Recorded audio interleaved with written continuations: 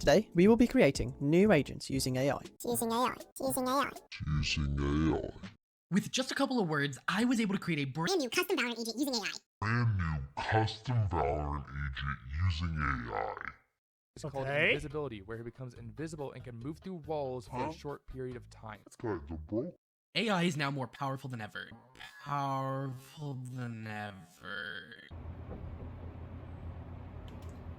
Are you guys seeing this? I'd be lying if I said the idea to make Kitbash came to me in a dream, some cosmic premonition. In actuality, I got the idea to make my hero kits when I saw this special video from a Valorant news page on Twitter.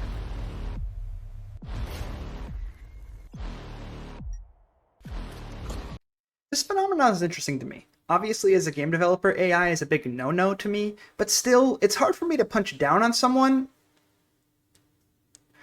up at someone who's just using AI to visualize their videos. That said, I don't know how much was actually just made by AI, whether that be the visuals of the video, or the kit itself, or whatever, but it's still nice to see that at least somebody is attempting to be creative and make their own hero kits, besides me. But that's what makes Kitbash different. We talk about the ideas for the kit, sure, but we also talk about the nitty-gritty stuff, like the balancing and the design intention. But before we can get into that, we need to add a new segment to Kitbash. For those who tuned in last time, you'll know that we simply put Deadpool into Marvel Rivals. He's already a character, Wade Wilson. He has a ton of backstory and ton of lore, and we simply just adjusted his abilities from the comics into the game of Marvel Rivals. Well, for this video, and for probably a majority of the future videos, when I'm making kit bashes, I need to do everything for the character, including their backstory and lore and what they are, besides just how they kill people. So without further ado, let's lay the groundwork for this episode of Kitbash. Similarly to last time, we'll be looking for dead zones, or areas that are lacking for our character. As of August 2025, Valorant has 12 guys, 13 gals, a non-binary person, and a robot. We'll make today's subject a boy. Looking at the agent map, I wanted to go with Egypt as a country of origin, as there isn't currently an Egyptian agent to my knowledge, and I think it would be a cool area to represent, especially with the lore I'm going with. Next, the agent role is important to determine as that usually decides their capabilities on the battlefield. For those unaware, I'll make this quick. Controllers manipulate the battlefield, setting their team up for success. Duelists are self-reliant agents who focus solely on killing other agents. Initiators challenge opponents, allowing their team to enter contested areas. And Sentinels are defense experts who set up areas and are good at watching flanks. Controllers and Sentinels are the class with the least amount of agents, but I chose Controller for today's agent, as it fit my current ideas better. Now let's talk about my first Valorant agent, Gaia. A field researcher for King, Yusuf was fascinated by the effects Radianite had on natural phenomena and weather. Stationed in the heart of the Libyan desert, Yusuf and his crew had set out to begin taking seismic activity readings. Readings were normal, but unbeknownst to the team, a pillar of unrefined radianite that sat meters below where they stood shifted. The surrounding desert sand was energized and magnetized, a crimson sandstorm rising from the very place the researchers stood. The ground tore open, hurling chunks of sharp rock and molten glass to the wayside. Harsh gales battered Yusuf, sending him sprawling to the ground while eviscerating geological and meteorological equipment alike. In horror, Yusuf could only watch as warped versions of his companions appeared within the red swarm of death, abducting those around him. As he cowered in fear, in the face of his fate, a pulse split the sand below him, sending him down towards the same radianite pillar that caused this tragedy. Yusuf wasn't sure how long he was out, but when he came to, he sat under an unfamiliar sky, particles of sand and dust floating off his skin. He was now a radiant. Let's take a look at Gaia's capabilities. Gaia's signature ability is Dust Devil. Like other controllers, Gaia's signature ability is a smoke. Dust Devil has one charge, an equivalent of 25 seconds. Gaia opens a menu similarly to Tejo ult, picking a point on the map before picking a direction. A swirling mass of red smoke appears for 15 seconds, drowning out noise for those inside. Additionally, a steady flow of wind pushes in the direction chosen, causing non-crouched, stationary agents to be gently pushed in the wind's direction.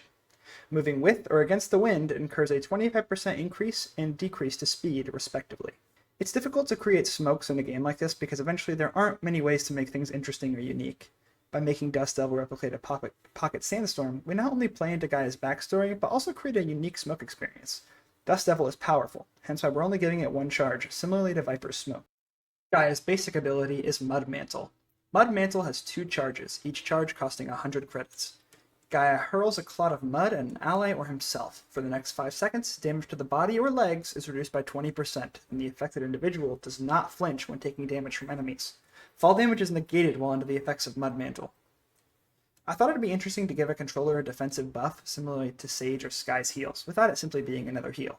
On screen, you'll see the shot differences for most weapons, and see that while there is a difference when using Mud Mantle, it doesn't entirely erase the fear of dying, especially if your opponent is tapping heads. Visually, Mud Mantle will cause a swirling red circle around you or your allies' bodies, telling enemies you're affected without being too distracting.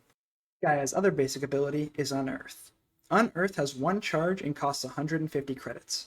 Gaia equips a spiked chunk of earth, which he can throw with left or right click. Left clicking lobs the ball. It detonates a second after impact, rupturing the ground below. Agents in the radius are knocked up 10 meters, taking fall damage as normal. Right clicking tosses the chunk a short distance, allowing easier usage of the ability on yourself. Targets are flinched heavily upon landing, and the detonation area deals damage when walked over for 10 seconds.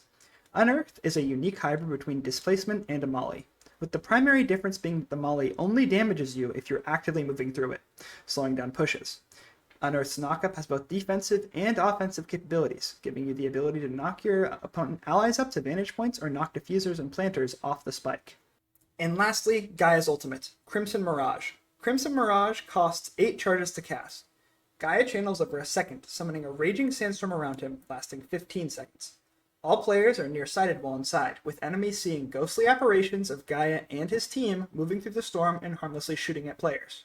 Enemies who successfully destroy one of these mirages are briefly marked to Gaia and his team, similarly to Cypher Tripwire. Every few seconds, a wind current similar to Dust Devils will change directions within Crimson Mirage, affecting all agents accordingly. Crimson Mirage is the culmination of Gaia's power, with him wielding the same storm that cursed him with his abilities. I wanted to make a unique lockdown ult that was visually appealing while having some counterplay. And that's his kit. I wanted to discuss some of my design philosophy and ideas a bit more before wrapping things up with some interesting lore bits.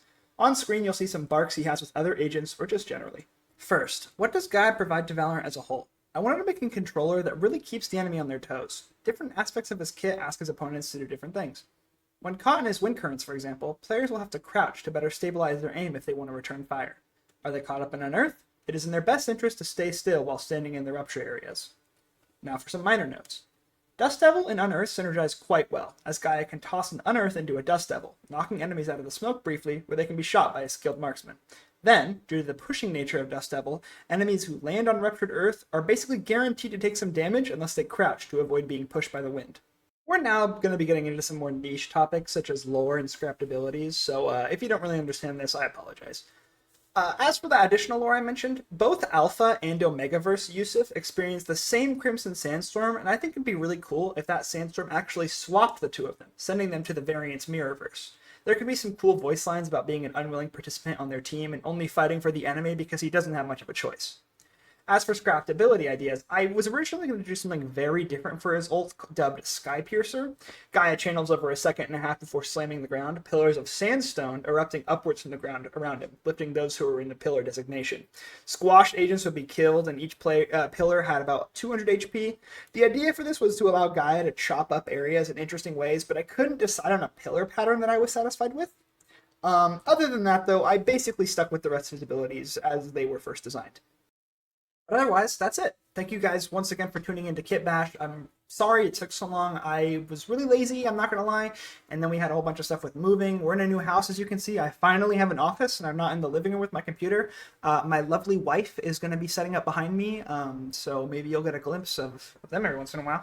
But a lot of changes are going to be happening. I'm really going to be attempting to roll out more videos. I know I keep saying that. But this time, my good friend Jade is editing my videos, and this will be her first experience editing one of my videos.